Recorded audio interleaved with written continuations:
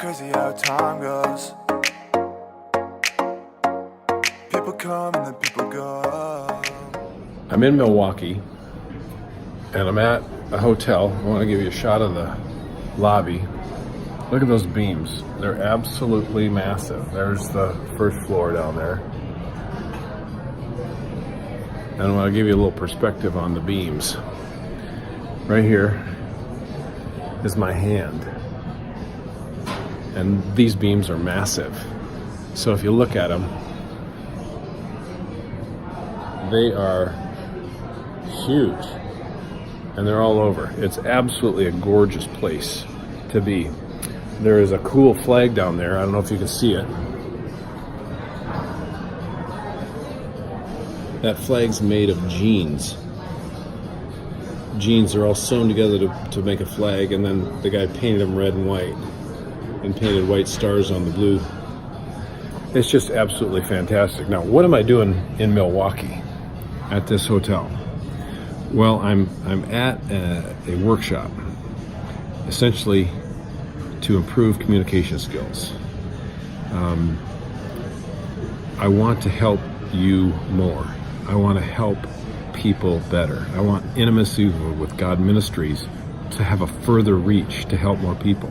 And this is one of those things that I'm investing in, to be a better communicator, to have a greater reach, to offer more value to our tribe, to the people that are listening and following. And we want to make that group grow, and we want to have more impact. And so I want to tell you a story that I hope will encourage you, because I know that I know your life matters, your family matters, your kids matter, and I know God has a special design for you. And so what I want to tell you about is a story that happened, it would be probably about 15 years ago. Hi, I'm Doug Snyder. This is Intimacy with God Ministries. It's Sunday's Thought Conditioner. And the word that the Lord dropped in, or the little phrase that the Lord dropped into my mind 15 years ago, was sincerity is not truth. Sincerity is not truth.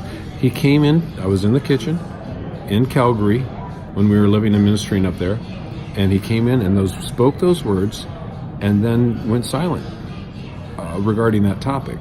He went silent. I was like, Lord, I know sincerity is not truth. I know that you can be sincerely wrong. What are you trying to say?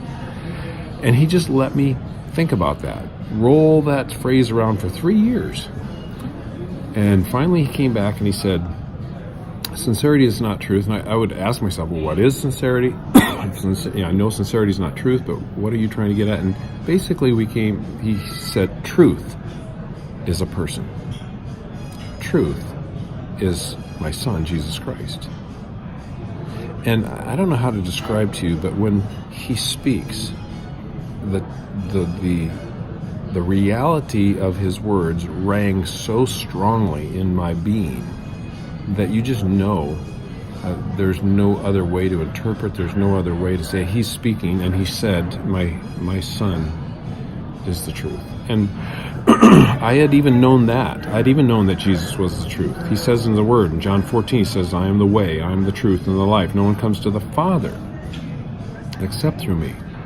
So there's several things that are happening when God's revealing this. He's drawing me in more intimate ways into his presence through his son, needing to look at his son more, read more about his son, understand how his son built intimacy with God, with his Father. What was the perspective that Jesus carried around as he lived out his life of intimacy on this earth with others, and what was the process that he went through? So I've put those things into the foundation, the building blocks, and the process of intimacy with God. There's something else that's happening that I just discovered not long ago in that process of learning about sincerity is not truth. Truth is a person. The person is Jesus Christ. And that is that the Lord taught me that I like to be sincere. And I am sincere. But sincerity won't get you very far, because what's required is cost. In other words, Jesus was sincere, but his life and his calling had a high cost. because the dream had a high value. In other words, when God gives you a call, it's probably nothing that you would ever think is possible doing, because he wants to do that very thing that he called you to do with you. And so the high cost that's involved in becoming the person that carries your vision to completion is the very cost that God is going to help you with in that process. You have to change. You have to change your thinking. You're going to have to invest. This conference is not inexpensive. It costs money. The things that it exacts out of me when they ask the questions and you have homework. I mentioned that I was in a class from November and December, graduating January 4th. That was a huge cost for me, hours and hours a day, bringing clarity to thinking, bringing clarity to what I'm doing, and reviewing my life and praying and asking God to show stories where they intersect with that calling. And it's the same thing with you. Don't abandon what you think may be God's calling because you think there's no way that you could get it done. Well, that's the whole point. God's not going to ask you to do something that's easily done on your own power in the flesh.